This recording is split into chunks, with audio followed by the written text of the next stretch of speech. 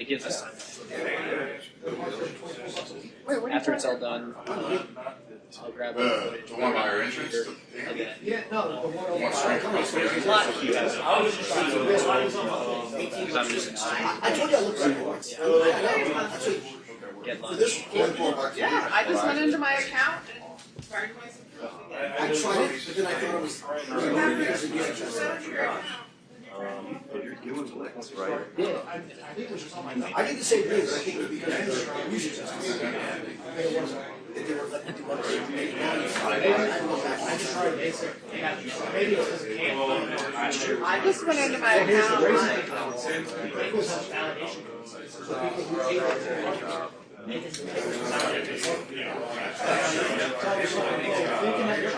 did lower it because it was 7. Metropolis. Yeah.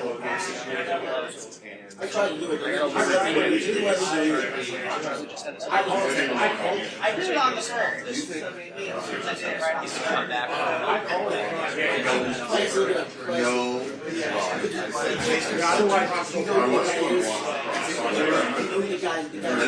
So it's basically the entire month, which is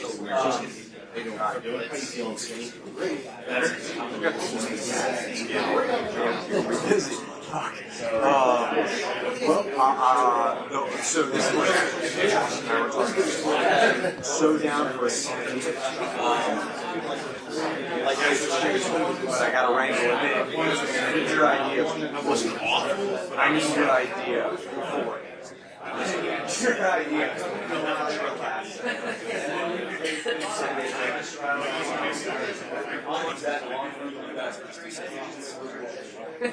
And I'm down with that. I just got to make it happen.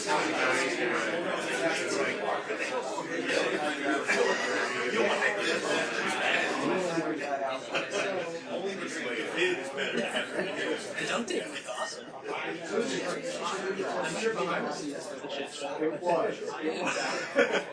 But it's a good memory because it did. Hold on, we all look at each other like afterwards. Yeah. And then I'll hang around on We had to use TVUs. We were on. Oh, I have 2 64s, one in there, one here. You can format that.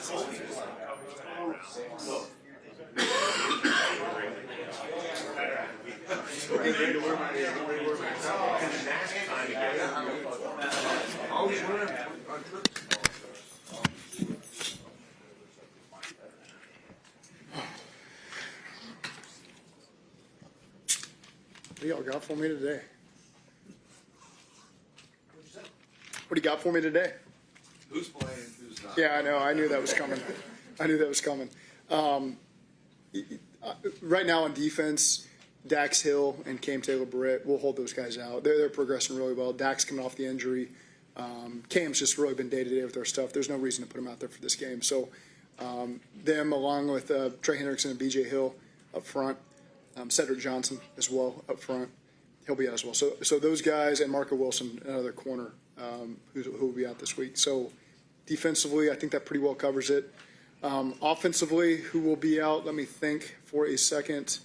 Matt Lee. Obviously, you guys have seen him just slowly work his way back into practice, so we'll keep him out for this game. Mike Gesicki will be out for this game. Yep. Is that serious, Mike? Do we know? No, it's right now he would be out this week. I think it'd be questionable if we were playing a game Sunday, a real football game. He'd be working back to play in that game. So I think that's the best way to phrase his status right now is he was optimistic that if we were playing a real game this weekend, he'd be able to go. So we'll continue to manage him. Whether that means we'll gear him back up next week, we're going to be really protective with Mike. And it also coincides with Noah getting back in the mix here. So it's a great opportunity for Noah to get some reps in there and integrate him in the offense and also give Mike a chance to fully recover. Was the plan for Dax to at some point get him into a game Yes. this preseason? Yeah. I'm not 100% firm on that has to happen. I think Dax has had a really good camp with the things we've asked him to do.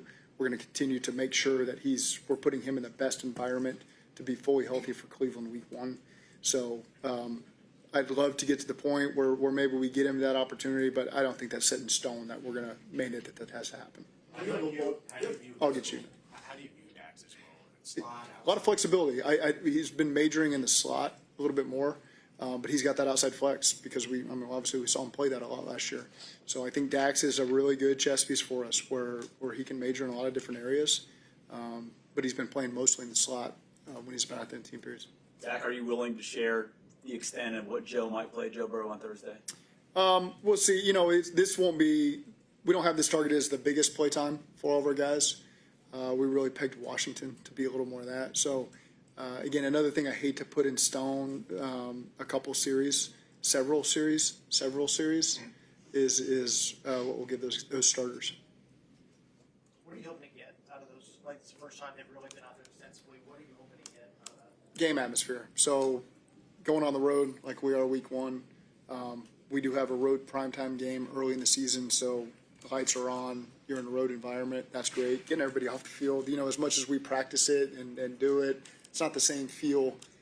So I think just those 11 guys being in the huddle on both sides of the ball and all the communications that's got to occur. So it's just a good opportunity for those guys to get some additional reps. How's Amari's going? He's good. Yeah, he's just managing through it. It's training camp. It'd be different if this was a game week in terms of how we'd handle him. So there's been times we've been pushing him and pulling him back. But I'm encouraged by everything we're seeing from him. Amarius will play. Yes, that's the plan. And you're saying, Coach, at the big play time, you're tagging Washington? That's how we have laid it out. Again, it's a long time from now to Washington. I think we've got from a Thursday to a Monday, so however many days that is. Again, we're flexible with how the plans can change there, but right now that would be more of a target for us. It's clear you're looking at Fairchild as a starter. Would he be with all the starters that come out after a couple series, or do you want to see more from him because he's? We'll balance that. Week one, we got a pretty clear plan on just keeping him in there with that group. But again, over the course of training camp, if we deem we'd like a rookie to get some more time or a second-year player that maybe requires more time, then we're open to doing that. How have you seen that when Dax has been on the slot? How have you seen those guys who've been on the outside? I think there's no reason to like the depth chart that goes out. I try to express to the guys like this is meaningless towards their competition. You have to put something on paper, but don't hold me to any of that because I think the battles at corner right now have been outstanding. I think some guys have had some excellent days. You can go through and say, well, that guy should be a starter. That guy should be a starter. I mean, it's been really good battles. I feel really good about our depth there right now. And as we all know at corner, like depth is critical because those guys are all going to be starters at some point. So I feel really good about the development of that room and the competition in that room. How have you felt DJ Ivy's performance? Really good. Again, DJ's, when I'm making this general statement, DJ's a big part of that. I think DJ Ivy, DJ Turner, all those guys, have done a really good job competing and doing what we're asking them to do. Zach, just to clarify, when you said several series for the starters in the preseason, Yeah. did you mean this game, the Washington game, This or game, in general? it's this one really, give or take, you're really looking at, I'm going to define it for you the first quarter. But it's give or take. I mean, it could be a long possession that eats up most of the first quarter. You want to get another one. So it's just, I've always been in these preseason situations. You're careful to say what I just said because it could go into the second quarter because of reps we've gotten. But right now, that's about the target period we've got. Now that he's signed and practiced a few times, how does Noah fit with how you envision the tight end? I think he's done a good job picking it up with James. And so now the goal was to get him through this game. So Noah's a guy is not going to play in this game. Okay, so I didn't say his name because I was thinking injuries. But Noah won't play in this game. And then once we get back, he's fully integrated. Now let's see how we can utilize him and continue to let him grow in our system.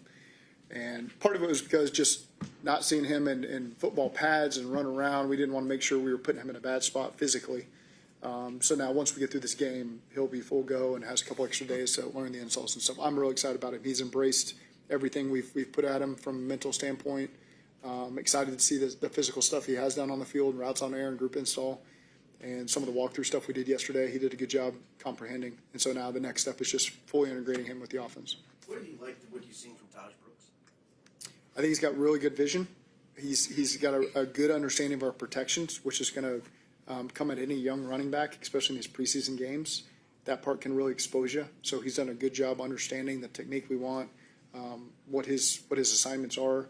He's had some really good runs for us. He's got really good vision. Once he gets past line of scrimmage and it requires him to kind of make that second level read, I've seen really good things from Taj, and we're excited about him.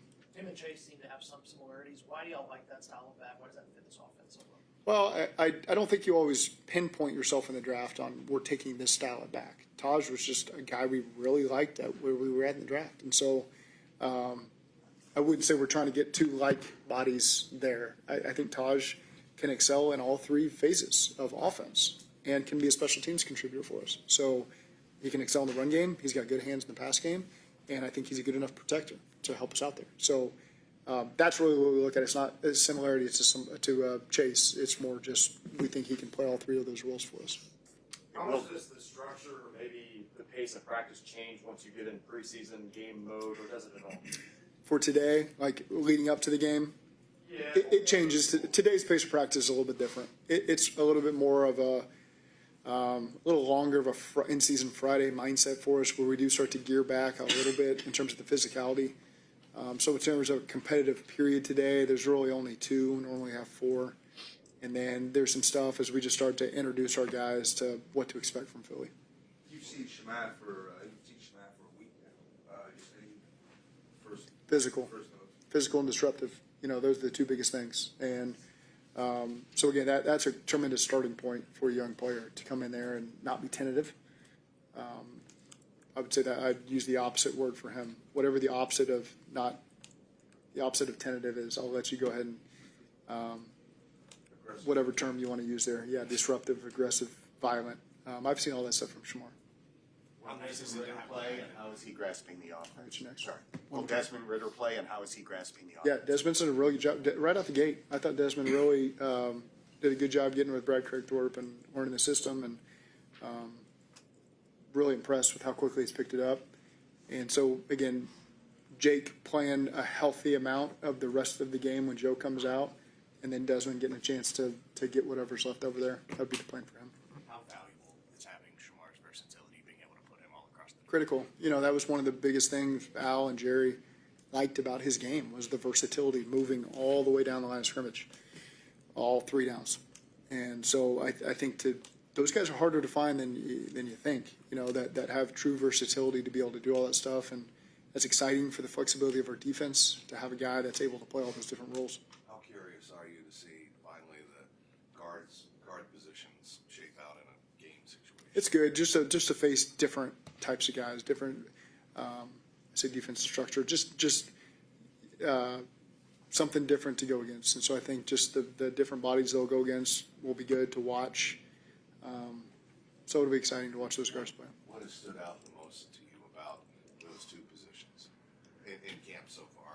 Those two guard positions. The way the competition has. Yeah, it's still an ongoing competition. I like Dylan's athleticism, if we're just talking about left guard. So I think you can see the wrestling background. You can see the physicality he plays with. He's able to recover if things don't go well. You're able to see the recoverability that really helps him get through the down. And I think there's been good competition at right guard, right now between Cody and Lucas. Lucas obviously had the setback early in camp. Now he's gotten back into it. I thought he's looked good the last couple of days. And so we'll just continue to let that play on. When you're making final decisions at the end of camp or decisions about competitions, how much are you going to use preseason tape and what they do out there to make those decisions? It's all a combination. Some guys will really put their best foot forward when we get out there in the game. Then you get a chance to take a broader look at them as you get back into practice and maybe put them in different positions to feel out more of the picture. And then you come back and you play another game and you get a chance to put them in situations. So I think the preseason games do matter. When the lights come on, how do guys perform? How do they communicate? Do they get tired? When they got tired, did they get lazy?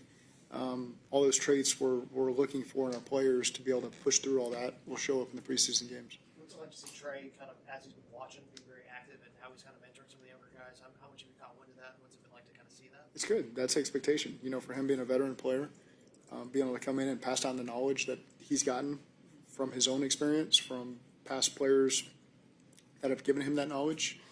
I appreciate that he's out there helping these young guys get better. All these rookies obviously have a lot on their plate, but Barrett also with the green dot, how much more taxing is that for a young guy, and how have you seen him with his command with the defense? I think he's only gotten better every day. I think that he's got a lot of upside. Been really pleased with how all of the linebackers have developed. Really, I think that's a room where there's been a ton of competition. There's been a ton of roles up for grabs. I'm not just talking about active roster spots. I'm talking about practice squad spots. And I think every linebacker we have has gotten better as this camp has progressed, and that's put us in a really good position there in that room. I think Mike Hodges has done a great job coming in there and helping develop those guys.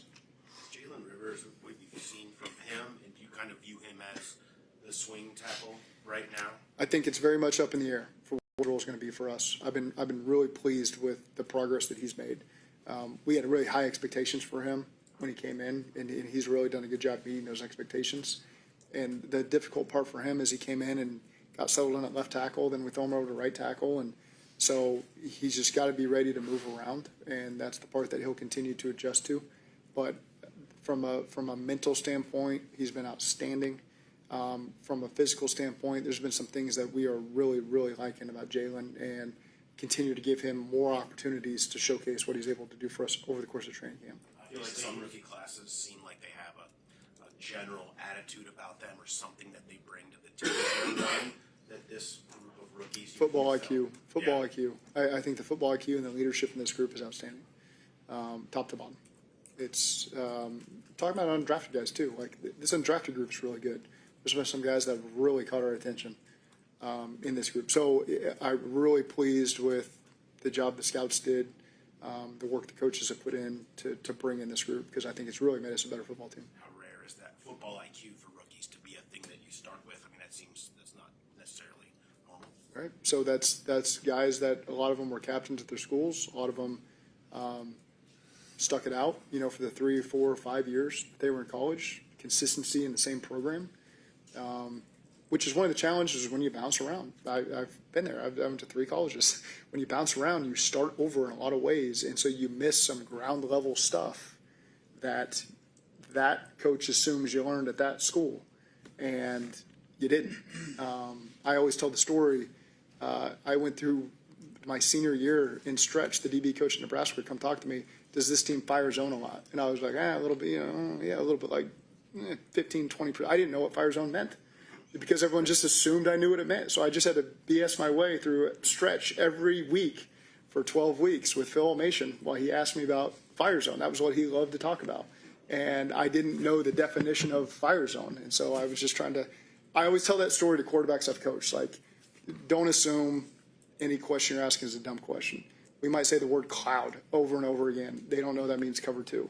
So sometimes you have to define that, and you have to make sure your players are open to asking that question, and they don't feel dumb for asking a question that maybe they just didn't learn at their high school or their college, or they transferred so many times that just assumed they knew it. So I don't even know what got me on this tangent right now, but it's, whatever you said just got me going here a little bit. But I'll just end it awkwardly because I don't even know why I got here. Jalen Rivers is obviously was versatile in Yeah. college. Do you envision him maybe getting reps at It's a possibility. That's a possibility. I think as we got through these first 2 weeks, sometimes with Amarius being out, for a couple of days, that put us in a position where we got a chance to look at him at right tackle. But I certainly would not take that off the table, that he's going to have a chance to move around even more. Follow up on that tangent real quick. Why does that not hurt development then in that case, or does that impact development in terms of like long-term trajectory for QBs? Like obviously you were able to pick it up and refine in Nebraska, but why does that? How is that such a big impact when guys just don't sit long enough to learn basic concepts? Well, it's hard because you want to play and yeah, you want to compete, but for quarterbacks, the writing is on the wall sometimes. Like barring injury, my whole college career is going to end, and I might not get a chance to step on the field, regardless of how hard I worked. And so there's only one quarterback that walks on the field, unless you played at Princeton like 10 years ago and they played 3 at one time. Only one goes on the field. So it's just sometimes you transfer because you just don't want to waste another year. It's hard. And so, again, that's when I talk about all these transfers, that was me. So I understand it as well as anybody. But it's just sometimes you got to make a decision. Do I jump now or do I play this thing out and hope someone gets hurt or hope I physically develop even more where I can beat that guy out? That's a tough pill to swallow sometimes. Okay, thank you.